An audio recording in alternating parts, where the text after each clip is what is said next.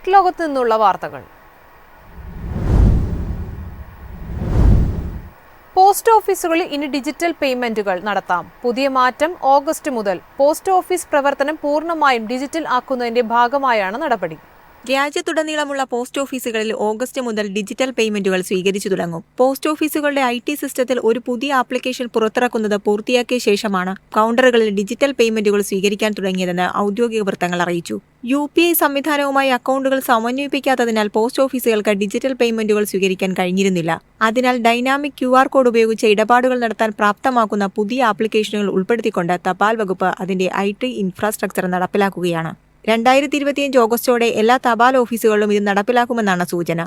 തുടക്കത്തിൽ ഡിജിറ്റൽ ഇടപാടുകൾ നടത്തുന്നതിനായി പോസ്റ്റ് ഓഫീസുകളെ സെയിൽ കൗണ്ടറുകളിൽ പോസ്റ്റ് വകുപ്പ് സ്റ്റാറ്റിക് QR കോഡ് അവതരിപ്പിച്ചിരുന്നു. എന്നാൽ ആവർത്തിച്ചുള്ള സാങ്കേതിക ബുദ്ധിമുട്ടുകളും ഉപഭോക്തൃ പരാതികളും കാരണം ഈ സംവിധാനം നിർത്തേണ്ടി വന്നു. ഈ ജനുവരിയിൽ രാജ്യത്തെ എല്ലാ പോസ്റ്റ് ഓഫീസുകളിലും ആധാർ അധിഷ്ഠിത ബയോമെട്രിക് വഴി സേവിങ്സ് അക്കൗണ്ട് തുറക്കുന്നതിനുള്ള പ്രവർത്തനങ്ങൾ ആരംഭിച്ചിരുന്നു. ആദ്യഘട്ടത്തിൽ ഈ സൗകര്യം പോസ്റ്റ് ഓഫീസ് കൗണ്ടറുകളിൽ മാത്രമേ ലഭ്യമാകൂ. ഇതുവഴി പുതിയ ഉപഭോക്താക്കളുടെ അക്കൗണ്ട് തുറക്കുന്നതിനും ഇടപാടുകൾ നടത്തുന്നതിനുമുള്ള സൗകര്യമൊരുക്കും. ഇതിനു പുറമെ നിലവിലുള്ള ഉപഭോക്താക്കളുടെ KYC വിശദാംശങ്ങൾ അപ്ഡേറ്റ് ചെയ്യും. പേപ്പർ രഹിത പ്രവർത്തനങ്ങൾക്കായി പോസ്റ്റ് ഓഫീസ് ഡിജിറ്റൽ പ്ലാറ്റ്ഫോമിലേക്ക് അതിവേഗം നീങ്ങുകയാണ്. ഇത് കണക്കിലെടുത്താണ് ആധാർ ബയോമെട്രിക് വഴി ഉപഭോക്താക്കൾക്ക് സൗകര്യമൊരുക്കാൻ വകുപ്പ് തീരുമാനിച്ചത്. News desk MyFin TV. അഹമ്മദാബാദിൽ അടുത്തിടെയുണ്ടായ എയർ ഇന്ത്യ വിമാനാപകടത്തിൽ മരിച്ചവരുടെ കുടുംബാംഗങ്ങൾക്ക് സാമ്പത്തിക സഹായം നൽകുന്നതിനായി 500 കോടി രൂപയുടെ ട്രസ്റ്റ് രൂപീകരിക്കാൻ ടാറ്റ സൺസ്. ജൂൺ 12-നുണ്ടായ ദുരന്തത്തിന് ശേഷമുള്ള ആദ്യ ബോർഡ് മീറ്റിംഗിൽ ടാറ്റ സൺസ് ചെയർമാൻ N. ചന്ദ്രശേഖരനാണ് ഇക്കാര്യം അറിയിച്ചത്. ദുരിതാശ്വാസ നടപടികൾ വേഗത്തിൽ നടപ്പാക്കുന്നുവെന്ന് ഉറപ്പാക്കാൻ എയർ ഇന്ത്യയുമായി ചേർന്ന് പ്രവർത്തിക്കുകയാണെന്ന് Tata Sons chairman N. Chandrasekaran പറഞ്ഞു. ജൂൺ 12-ന് ലണ്ടനിലേക്ക് പോകുകയായിരുന്ന വിമാനം അഹമ്മദാബാദ് വിമാനത്താവളത്തിൽ നിന്ന് പറന്നുയരുന്നതിന് തൊട്ടു പിന്നാലെ തകരുകയും 270-ലധികം പേരുടെ ജീവൻ അപഹരിക്കുകയും ചെയ്തിരുന്നു. ഇന്ത്യൻ പൗരന്മാരുടെ കുടുംബങ്ങൾക്കായി ഒരു ട്രസ്റ്റും മറ്റൊന്ന് വിദേശ പൗരന്മാർക്കായും 2 പ്രത്യേക ട്രസ്റ്റുകൾ സ്ഥാപിക്കാൻ ആണ് ആലോചന. റിപ്പോർട്ട് അനുസരിച്ച് ഈ തുക 271 ഇരകളുടെ കുടുംബങ്ങൾക്ക് നഷ്ടപരിഹാരം നൽകാനും വൈദ്യസഹായം നൽകാനും ദുരിതബാധിതമായ BJ മെഡിക്കൽ കോളേജും സിവിൽ ആശുപത്രിയും നവീകരിക്കാനും ഉപയോഗിക്കും. Tata Motors group CFO PB ബാലാജിയാണ് ഈ സംരംഭത്തിന് നേതൃത്വം നൽകുക. നേരത്തെ എയർ ഇന്ത്യയുടെ ഉടമകളായ ടാറ്റ ഗ്രൂപ്പ് ജൂൺ 12-ലെ വിമാനാപകടത്തിൽ ജീവൻ നഷ്ടപ്പെട്ട ഓരോ യാത്രക്കാരുടെയും കുടുംബത്തിന് 1 കോടി രൂപ നഷ്ടപരിഹാരം പ്രഖ്യാപിച്ചിരുന്നു.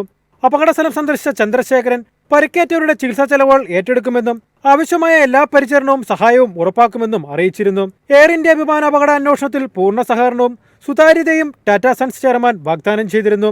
ഈ ദുരന്തത്തെ ടാറ്റ ഗ്രൂപ്പിന്റെ ചരിത്രത്തിലെ ഏറ്റവും ഇരുണ്ട ദിവസങ്ങളിലൊന്ന് എന്ന് വിശേഷിപ്പിച്ച ചന്ദ്രശേഖരൻ ഉത്തരവാദിത്തങ്ങളിൽ നിന്ന് കമ്പനി പിന്നോട്ടു പോകില്ലെന്നും വ്യക്തമാക്കി. News desk MyFin TV.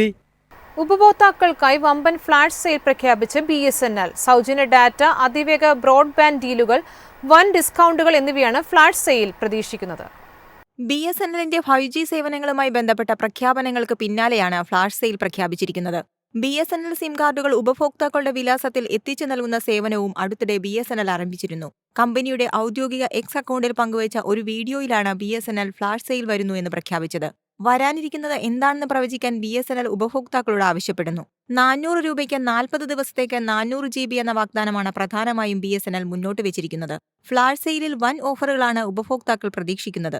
സൗജന്യ ഡേറ്റയും ബ്രോഡ്ബാൻഡ് ഡീലുകളും ഡിസ്കൗണ്ടുകളുമെല്ലാം ഇക്കൂട്ടത്തിലുണ്ടാവുമെന്നാണ് കരുതുന്നത്. BSNLന്റെ 4G സേവനങ്ങൾ ഇപ്പോൾ രാജ്യത്ത് മിക്കയിടങ്ങളിലും ലഭ്യമാണ്. 4G വിന്യാസം പൂർത്തിയാകുന്നതിന് പിന്നാലെ തന്നെ അതേ നെറ്റ്വർക്കിന്റെ സഹായത്തോടെ 5G സേവനങ്ങൾ ആരംഭിക്കാൻ BSNLനാവും. സമീപകാലത്തായി വിപണിയിൽ സജീവമായ നീക്കങ്ങളാണ് BSNL നടത്തിവരുന്നത്.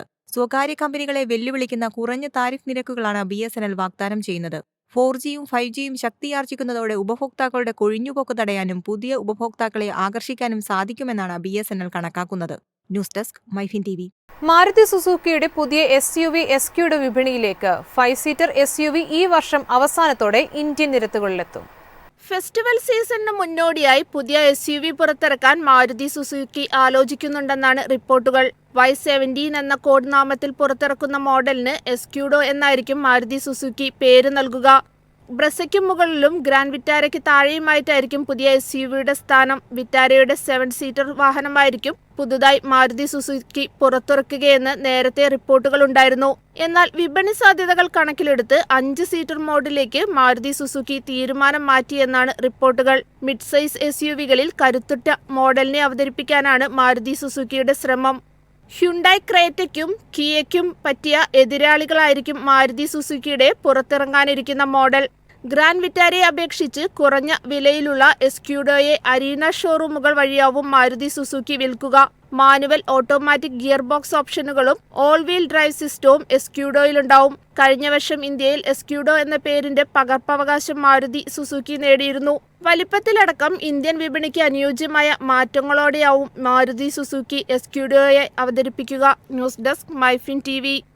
സാധാരണക്കാർക്കായി സാംസങ്ങിന്റെ പുതിയ 5G smart phone Galaxy M36 5G വിപണിയിലെത്തി. ഇന്ത്യൻ സ്മാർട്ട് ഫോൺ വിപണിയിൽ നിരവധി ബ്രാൻഡുകളുടെ സാന്നിധ്യമുണ്ട്. അതിൽ തന്നെ ചൈനീസ് സ്മാർട്ട് ഫോൺ ബ്രാൻഡുകൾ ഏറെയുണ്ട്. എന്നാൽ ഏതൊക്കെ ബ്രാൻഡുകൾ ഉണ്ടെന്ന് പറഞ്ഞാലും സാംസങ് ഫോൺ തന്നെ മതിയെന്ന് ഉറപ്പിച്ച് സ്മാർട്ട് ഫോണുകൾ വാങ്ങുന്ന ഒരു വിഭാഗം കടുത്ത സാംസങ് ആരാധകർ ഇന്ത്യയിലുണ്ട്.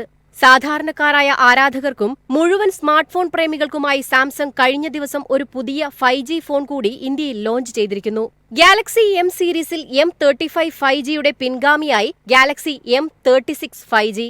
20,000 രൂപയിൽ താഴെ വിലയിൽ വരുന്ന സ്മാർട്ട് ഫോണുകളുടെ സെഗ്മെന്റിലാണ് ഇത് ഉൾപ്പെടുന്നത്. 120 ഹെർട്സ് റിഫ്രഷ് റേറ്റുള്ള 6.7 inch display, Corning Gorilla Glass Victus plus protection എന്നിവ ഇതിലുണ്ട്. കൂടാതെ ഒരു വലിയ വേപ്പർ കൂളിംഗ് ചേമ്പറും ഇതിൽ സജ്ജീകരിച്ചിട്ടുണ്ട്. ട്രിപ്പിൾ റിയർ ക്യാമറ സജ്ജീകരണമാണ് ഗാലക്സി M36 5Gയിൽ നൽകിയിരിക്കുന്നത്. ആൻഡ്രോയിഡ് 15 അടിസ്ഥാനമാക്കിയുള്ള One UI 7-ലാണ് ഈ ഫോൺ എത്തുന്നത്. കൂടാതെ കമ്പനി 6OS അപ്ഗ്രേഡുകളും 6 വർഷത്തെ സുരക്ഷാ അപ്ഡേറ്റുകളും വാഗ്ദാനം ചെയ്യുന്നുണ്ട്. News desk MyFin TV.